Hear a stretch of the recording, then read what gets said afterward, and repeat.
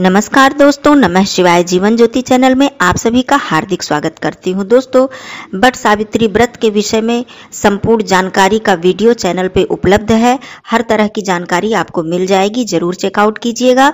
आज का जो विषय है वो ये है कि आप लोगों को वट सावित्री व्रत के दिन सौभाग्य की माला जरूर धारण करनी है।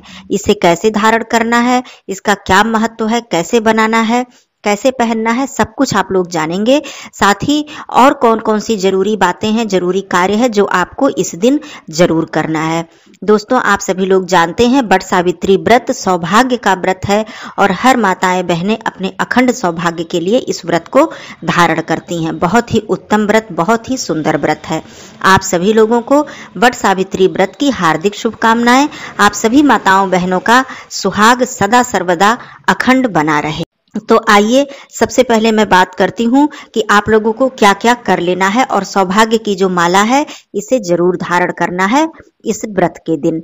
तो सबसे पहली बात तो मैं बता दूं कि बालों को आप लोग जरूर धुल लीजिएगा इस दिन और अपने सिंदूरा से पीला सिंदूर अपनी मांग भरकर लगा लीजिएगा। अच्छी तरह से श्रृंगार कर लीजिएगा, पैरों में महावर और पूरे 16 श्रृंगार कर लीजिएगा। ये बात हो गई। दूसरी बात, अब आइए बात करती हूँ कि सौभाग्य की माला क्या है, कैसे बनाना है। देखिए, आप सभी लोग बट के वृक्ष में जो कलावा लपेटने के लिए ले जाते हैं, चाहे कलावा ले जाएं या फिर कच्चा सूत ले जाते हैं, उसे पीला रंग से रंग कर या फिर हल्दी से रंग कर या फिर पीला सूत ले जाते हैं, जो भी जिसके यहाँ जैसी परंपरा है।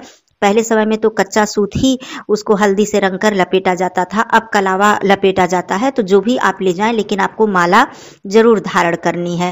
तो आप जब ले जाएं तो वहां पर जब आप पूजन करें, पूजन आपने कर लिया, गौरी गणेश जी की स्थापना कर लिया, आपने पूजन कर लिया, फेरी लगा लिया बट के वृक्ष की 7 फेरी 5 फेरी और उसमें कलावा लपेट दिया। फिर जब आप माँ सावित्री जी का चित्र बनाकर वहां बैठकर पूजन करती हैं बट के वृक्ष की, यदि आपको सरल पूजा विधि जाननी है तो आप लोग चैनल पे जरूर एक बार जाकर वीडियो चेकआउट कर सकते हैं।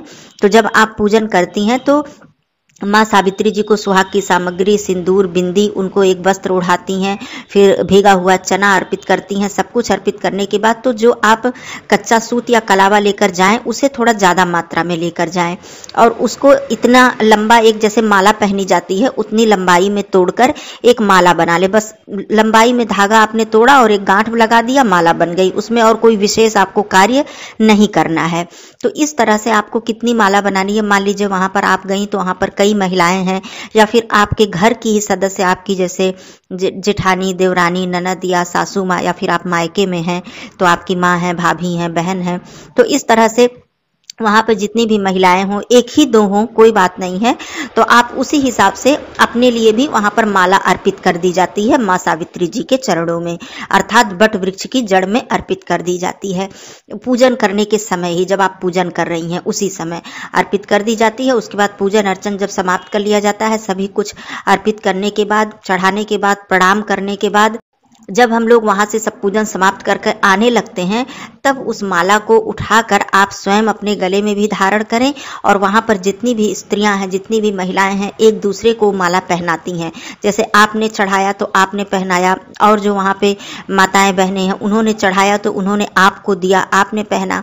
तो ये सौभाग्य की माला होती है।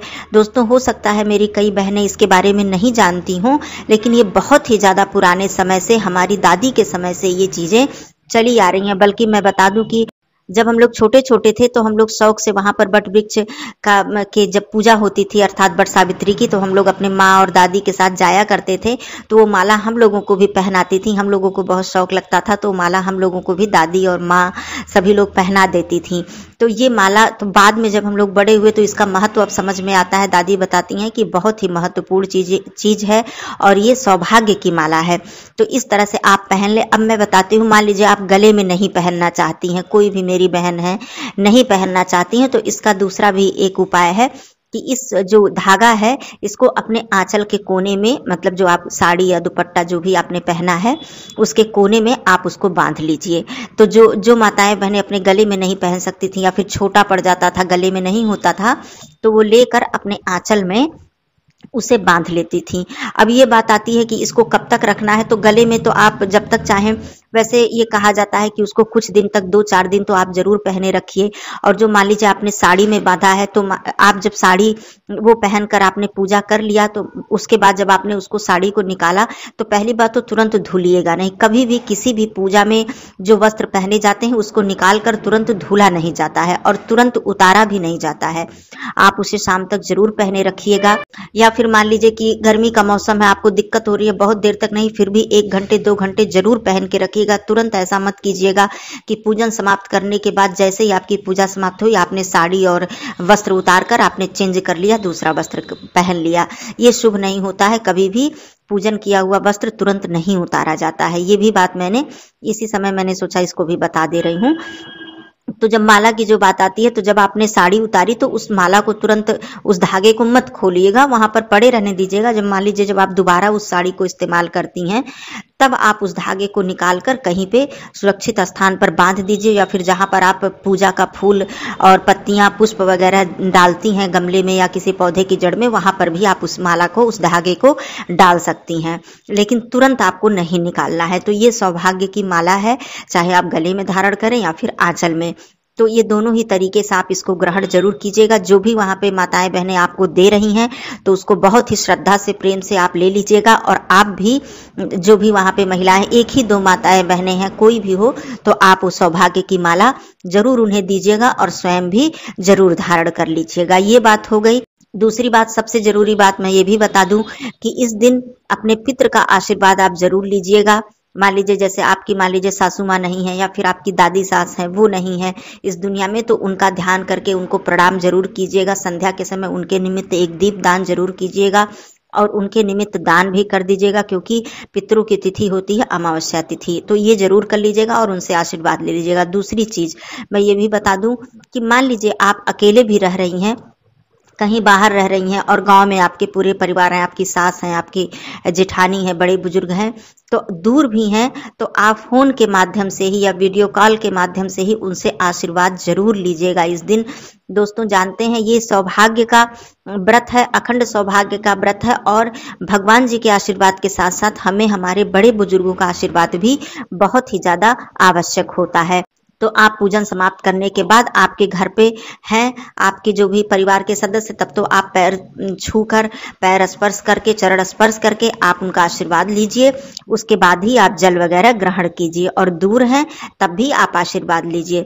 हर मौके पर, चाहे आपका व्रत हो, चाहे आपका कोई भी ऐसा पड़ता है, जैसे आयोजन, आपका जन्मदिन हो गया या आपके शादी की सालगिरह हो गई, आपके बच्चे का जन्मदिन हो गया या फिर आपने कोई व्रत उपवास रखा है, आपके परिवार दूर हैं, आपके बड़े बुजुर्ग दूर हैं, तब भी आप उनसे आशीर्वाद जरूर ले लें। इससे बहुत ही ज्यादा जीवन में शुभता आती है और उनका आशीर्वाद कहीं ना कहीं हमारे जीवन के लिए बहुत ही ज्यादा जरूरी भी होता है और हमारे सुख और सौभाग्य में वृद्धि होती है। तो आप ये काम कर लीजिएगा, बाकी जो मैंने बताया उसे भी कर लीजिएगा और सौभाग्य की माला इस वट सावित्री पर जरूर धारण कर लीजिएगा आप सभी लोग। तो ये सारी बातें जरूरी थी, आप लोगों ने जानी। आप सभी लोगों को वट सावित्री व्रत की हार्दिक शुभकामनाएं। चैनल पे पहली बार है तो चैनल को सब्सक्राइब कर लीजिएगा। वीडियो पसंद आता है तो इसे एक लाइक जरूर कीजिएगा। कमेंट बॉक्स में नमः शिवाय जरूर लिखिएगा। दोस्तों फिर मिलती हूँ ऐसे ही वीडियो के साथ, तब तक के लिए धन्यवाद। नमः शिवाय।